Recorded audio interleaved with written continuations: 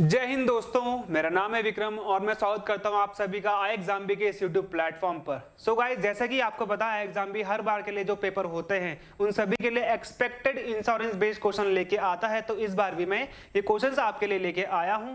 So guys, सबसे important चीज यहाँ पे क्या हो जाती है कि आपको पता है NIACL की AO की वैकेंसी निकली हुई है, उसका प्री और मेंस एग्जाम होना है। वहां पे आपको इसका सेक्शन जो मिलेगा जीएस का, वहां पे आपको थोड़े बहुत क्वेश्चंस इंश्योरेंस बेस्ड भी मिल जाएंगे। साथ ही साथ अगर आप LIC और GIC का भी अगर आपने फॉर्म भरा हुआ है तो वहां पे आपको इंश्योरेंस से रिलेटेड काफी सारे क्वेश्चंस दिखेंगे। तो गाइज यहाँ पे हमने क्या करा है कि जो एक्सपेक्टेड इंश्योरेंस बेस्ड क्वेश्चन है उसको आज हमने लिया है, उसको आज हम लोगों ने डिस्कस करना है। तो पहला क्वेश्चन देख लीजिए। यहाँ पे पहला क्वेश्चन क्या कहता है कि are demand made by a insured or insured beneficiary for payment of the benefit as provided by the policy is called। अब वो ये कह रहा है कि जो इंश्योर्ड है, जो बंदा है, जिस बंदे को इंश्योरेंस बेचा है, ठीक है, किसने, या फिर अगर उसको आप इंश्योर्ड बेनिफिशियरी भी कह सकते हो, ठीक है, उसको क्या चीज मिलती है, ऐसी क्या चीज है जो उसको दी जाती है एक तरीके से रिवॉर्ड के रूप में, एक तरीके से इसलिए क्योंकि उसने वो पॉलिसी खरीदी है। तो उसे हम क्या बोलेंगे गाइस? आपके ऑप्शन है बेनिफिट, कैजुअलिटी, क्लेम, कैपिटल या फिर नन ऑफ दिस। तो यहां पे मैं आपको बता देता हूं, यहां पर आंसर आएगा हमारा सी, यानी कि क्लेम। जो हमारा क्लेम है, ठीक है, ये क्लेम बताता है कि भाई अगर आपके साथ उस टाइम पीरियड में कुछ होता है तो वहां पे आप क्लेम कर सकती हो कि हाँ, जो मैंने इंश्योरेंस करवाया था अगले 2 साल 3 साल 4 साल के लिए, उसके बीच में जो मुझसे बात करी गई थी कि इसके बीच में अगर आपको कुछ होता है तो वहां पे क्या होता है कि आपको ये क्लेम या फिर आपको ये पैसा दिया जाएगा, तो आप उस पैसे को पाने के लिए क्या करेंगे? क्लेम करेंगे। चलिए दूसरा क्वेश्चन देख लेते हैं हम लोग। तो दूसरा क्वेश्चन ये कहता है इफ अ पॉलिसी होल्डर, अगर कोई जो पॉलिसी होल्डर है, ठीक है, वो उसने जो प्रीमियम है वो देना बंद कर दिया एक तरीके से 3 साल के बाद। यहां पे 3 साल का मेंशन इन्होंने करा हुआ है क्योंकि आपको पता है 3 साल से पहले जितना भी आपने प्रीमियम दिया होता है, अगर आप उसका प्रीमियम नहीं देते, पॉलिसी आपकी रुक जाती है, तो वहां पे आपकी जो पॉलिसी टर्मिनेट हो जाएगी, आपको 1 रुपया भी नहीं मिलेगा। But does not withdraw the money. उसने 3 साल तक प्रीमियम दिया और उसने कोई भी पैसे नहीं निकाले अपनी पॉलिसी में से। The amount that he will get upon maturity of the policy. अब उसकी 20 साल की इंश्योरेंस की पॉलिसी थी, 3 साल तक उसने उसका प्रीमियम भरा और उसने भरा ही नहीं। तो 20 साल के बाद जब मैच्योरिटी आई तो उसको कितना रुपए मिलेगा? क्या बोलेंगे उसे हम? क्या हम उसे सम एश्योर्ड बोलेंगे जो कि लास्ट में मिलता है? नहीं बोलेंगे। आपके ऑप्शन है surrender value, annuity value, paid up value, half surrender value या फिर none of this. Most of the बच्चों को लगेगा यहाँ पर कि हाफ सरेंडर वैल्यू होगा, लेकिन ऐसा नहीं है। अगर जो उसकी मैच्योरिटी हो जाती है, एक टाइम के बाद जो उसकी पॉलिसी उसकी मैच्योरिटी हो जाती है, तो वहां पर जो वैल्यू आएगी वो आएगी पेड अप वैल्यू। जो भी उसने 3 साल तक जमा करा है प्लस उसका जो थोड़ा बहुत इंटरेस्ट होता है उसके साथ मिलाकर उसे मैच्योरिटी में दे दिया जाएगा। सो गाइज, सबसे इंपॉर्टेंट चीज मैं आपको बता दूं, आई एग्जाम बी के द्वारा NIACL AO जो एडमिनिस्ट्रेटिव ऑफिसर होता है जर्नलिस्ट का, इसका ऑनलाइन कोर्स लॉन्च कर दिया गया है। आपको एनरोल कराना होगा अपने आप को iexambee.com में जाकर। सबसे इंपॉर्टेंट चीज है गाइस, क्या है यहाँ पे हम औरों से बेहतर क्या देते हैं, तो आपको बताया तो मैं आपको डेली लाइव क्लास होगी आपकी, जिसमें आपको 400 से ज्यादा वीडियो लेसन मिलने वाले हैं, 125 से ज्यादा आपको स्टडी नोट्स दिए जाएंगे और 10,000 से ज्यादा आपको प्रैक्टिस क्वेश्चन देखने को मिलते हैं। साथ ही साथ आपको मॉक टेस्ट लेने की कोई जरूरत नहीं है। आपने अपनी तैयारी कर ली, वहां पे आप क्या करोगे? अब आप मॉक टेस्ट, जब आप टेस्ट दोगे उससे पहले तो आप मॉक टेस्ट लगाओगे। तो मॉक टेस्ट के लिए आपको 20 फुल लेंथ के मॉक टेस्ट दिए जाएंगे। फुल लेंथ का मतलब होता है कंप्लीट सिलेबस के हिसाब से। 150 डिफिकल्ट बेस्ड चैप्टर टेस्ट, जो आपकी डिफिकल्टी, आपको किस चैप्टर में डिफिकल्टी है उसके हिसाब से भी आपको चैप्टर टेस्ट दिए जाएंगे 150 से ज्यादा। और अगर आप इंटरव्यू के लिए जाते हैं तो वहां पे हमारे द्वारा आपको मॉक इंटरव्यू भी कराया जाएगा, यानी कि आपको इंटरव्यू की प्रैक्टिस भी करवाई जाएगी। तो आपने क्या करना है गाइस? कोर्स अवेल करना है, ठीक है। क्वेश्चन नंबर 3 देख लीजिए।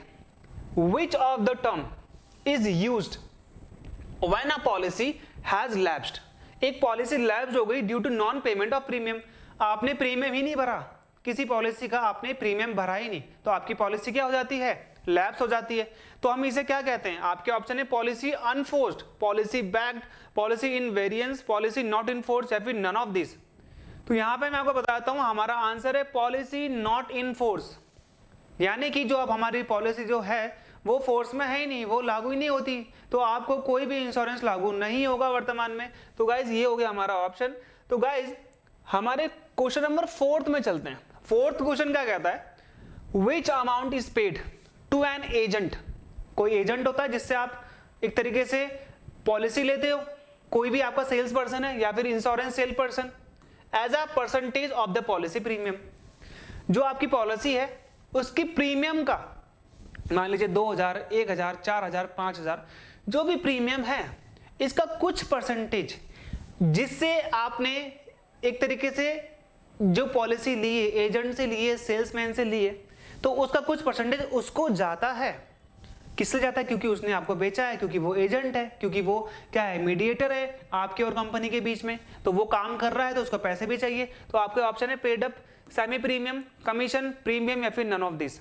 तो यहाँ पे मैं बताता हूँ आपको, जो परसेंटेज है जो सेल्समैन या फिर एजेंट को मिलता है उसे हम कमीशन के रूप में जानते हैं, और कमीशन आपको पता है कमीशन दिया था हमेशा एजेंट्स को, ठीक है। तो यहाँ पे आपने इस चीज को ध्यान देना है। अगला क्वेश्चन देख लो।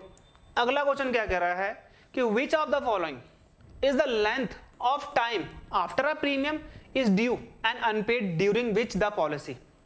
अब ये यहाँ पे बोल रहे हैं कि मान लीजिए वो टाइम, उस प्रीमियम का टाइम जब आपका प्रीमियम ड्यू होने वाला होता है और अनपेड होता है, ठीक है, और वो अनपेड होता है, जैसे कि मान लीजिए आपकी जो एक तरीके से प्रीमियम जाना है वो 1 सितंबर को जाना है, ठीक है, 1 सितंबर को जाना है।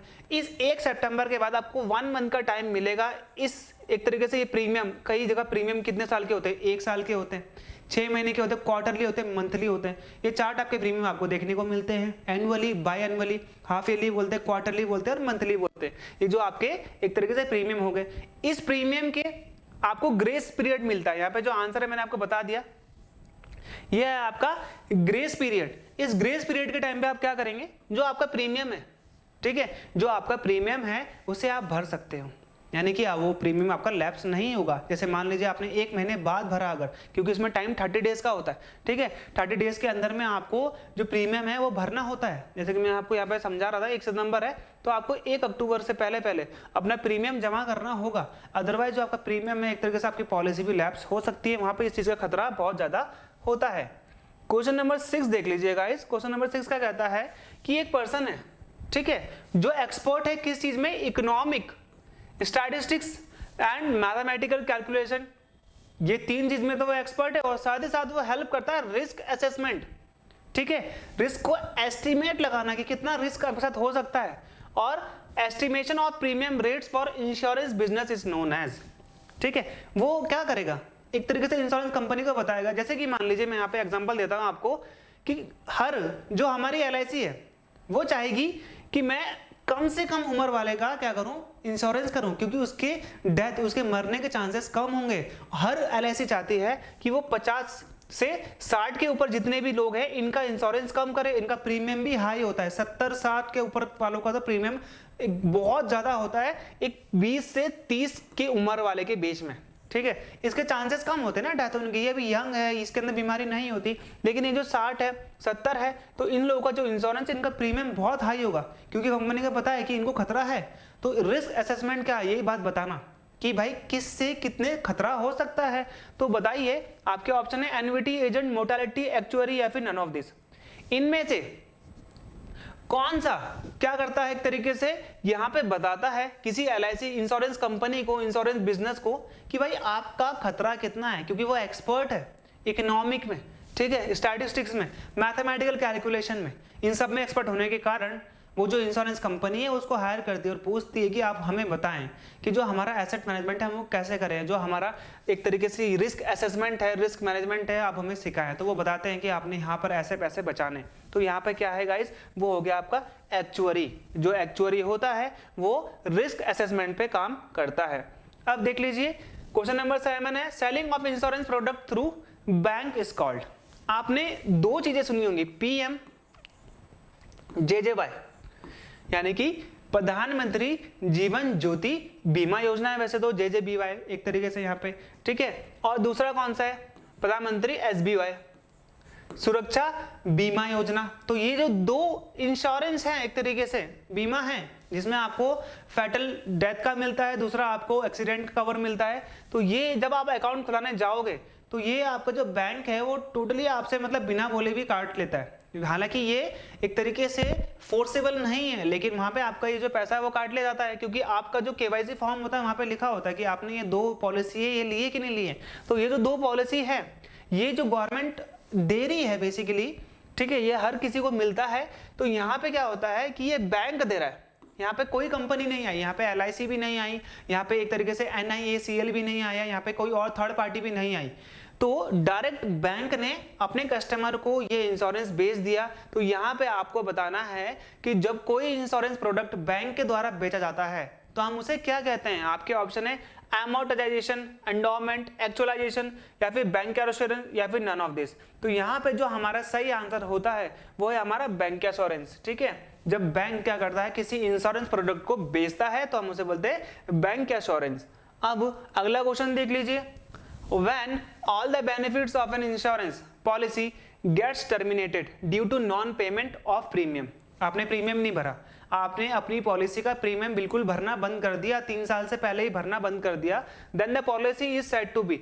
तो उस पॉलिसी को हम क्या बोलेंगे, क्या हो चुका है इस पॉलिसी के साथ। मैंने आपको पहले भी बताया था, आपके ऑप्शन है paid up, graced, charge, lapsed, या फिर नन ऑफ दिस। तो यहाँ पे मैं आपको बताता हूँ 3 साल से पहले अगर आपने प्रीमियम देना बंद कर दिया, 1 महीने का, चलो आप वहां से माफीनामा भर सकते हो कि हाँ मेरे से ये वो हो गया, 2 महीने 3 महीने, अगर आपने ज्यादा टाइम के लिए अगर अपना प्रीमियम नहीं भरा तो यहाँ पे आपकी पॉलिसी लैप्स हो जाएगी, जितना भी पैसा आपने जमा करा है वो आपको वापस नहीं दिया जाएगा। ठीक है, अगला जो क्वेश्चन है हमारा देख लीजिए, it is an amount paid periodically. एक ये अमाउंट है जो पीरियोडिकली इंश्योरर देता है, ठीक है, बाय किस एक कंपनी को जहां से उसने इंश्योरेंस लिया है, for covering his risk by any insurance policy. उसका जो रिस्क है, कोई भी रिस्क हो सकता है, एसेट मैनेजमेंट का रिस्क हो सकता है, उसने अपने व्हीकल का रिस्क लिया है, उसने अपना लाइफ इंश्योरेंस लिया है, उसने अपना हेल्थ इंश्योरेंस, कोई भी इंश्योरेंस उसने अगर लिया है तो उसे एक पैसा पर्टिकुलर पैसा एक टाइम पीरियड के बीच में देना होगा। मैंने आपको बताया था एनुअली होता है, हाफ ईयरली होता है, क्वार्टरली होता है और मंथली होता है। अगर आप मंथली देना चाहो मंथली दे दो, अगर आप 6 में यानी कि हाफ ईयरली 6 मंथ में देना चाहो हाफ ईयरली में तो आप उसमें दे सकते हो, आप एनुअली दे सकते हो, 3 महीने में देना चाहो क्वार्टरली दे सकते हो। तो यहाँ पे आपके ऑप्शन हो गए NBT, premium, paid up, mortality, या फिर नन ऑफ दिस। मोर्टेलिटी मैं आपको बताया था, मोर्टेलिटी क्या होता है, ये जो मैं आपको समझा रहा था उस टाइम पे कि एज वाइज डिफरेंस यहाँ पे होता है, जितना कम एज होगा उतनी ही आपकी प्रीमियम कम होती है। प्रीमियम क्या होती है, जैसे कि मान लीजिए आपका जो सम एश्योर्ड है वो 50 लाख का है, तो ये 50 लाख आपको कब मिलेंगे, आज से 20 साल बाद। तो 20 साल तक आपने कितने रुपए जमा करने हर महीने, मान लीजिए 2000 रुपए, तो ये 2000 आपकी क्या हो जाएगी, प्रीमियम हो जाएगी। और जब ये पूरा हो जाएगा तो ये 50 लाख की जो ये बोलते हैं हम सम एश्योर्ड, ये आपको मिल जाएगा, जो कि आपका टैक्स फ्री होगा, क्योंकि ये इंश्योरेंस का पैसा है ना। तो यहाँ पे आपने इसको ध्यान देना है गाइस कि प्रीमियम होता है जो अमाउंट आप देते हो इंश्योर कंपनी को, ताकि वो आपको पॉलिसी या फिर वो आपको क्या दे पाए, एक तरीके से जो आप उसे मांग रहे हो पॉलिसी में वो आपको देता है उस पैसे के बदले में। लास्ट क्वेश्चन है हमारा, विच of the following is the data from which the NVT holder starts receiving the policy benefit of a regular stream of income. अब मैं आपको बताता हूं यहाँ पे वो क्वेश्चन में क्या कर रहा है। क्वेश्चन में वो ये बोल रहा है कि आप उस डेट को बताएं जिस डेट के बाद से उसका इंश्योरेंस स्टार्ट हो जाता है। जैसे कि मान लीजिए मैंने आज एप्लीकेशन भरा इंश्योरेंस का, ऐसा नहीं है कि वो आज से अभी चालू हो जाएगा, हमारा पर्टिकुलरली एक लेटर आएगा जिस लेटर में लिखा होगा कि आज के बाद आप एक इंश्योर्ड पर्सन हो। इंश्योर्ड पर्सन मतलब आपने जो पॉलिसी ली है, जैसे जीवन ज्योति बीमा योजना, ठीक है, जीवन सुरक्षा, जीवन स्वावलंबन, तो ये सारे कौन से LIC के प्रोडक्ट हैं। इन सब में क्या होता है, आपकी लाइफ कवर्ड होती है, ठीक है। तो यहाँ पे आपने इस चीज को ध्यान देना है कि डेट पर्टिकुलर वहां पे मेंशन होती है कि इस डेट के बाद और इस डेट के बीच में आप इंश्योर्ड हो। कुछ भी होता है आपकी लाइफ के बीच में और आपने इससे रिलेटेड अगर इंश्योरेंस करवाया है तो आप उसे क्लेम कर सकते हो। तो यहाँ पे वो बोल रहा है उस डेट का नाम बताएं जिस डेट से आपका इंश्योरेंस स्टार्ट होता है। आपके ऑप्शन है cooling date, preferred date, bonus date, vesting date, या फिर नन ऑफ दिस। तो यहाँ पे मैं बताता हूं आपको, वेस्टिंग डेट होती है आपकी वो डेट जहां के बाद आप क्या करना स्टार्ट, आपको बेनिफिट्स मिलना स्टार्ट हो जाते हैं। एक तरीके से कोई भी बेनिफिट है, ठीक है, पॉलिसी जो आपकी खरीदी है उसका बेनिफिट आपको मिलने लग जाता है, आपको इनकम भी हो सकती है। जैसे कि आपने 6 मंथ मनी बैक पॉलिसी सुनी होगी, जहां आपको 6 महीने 1 साल में आपको क्या मिलता है, हर चीज देखने को मिल जाती है। तो गाइज ये था हमारा आज का वीडियो, यहाँ पे मैंने आंसर की भी दे दी है। गाइज आपने करना क्या है मैं आपको बता देता हूँ।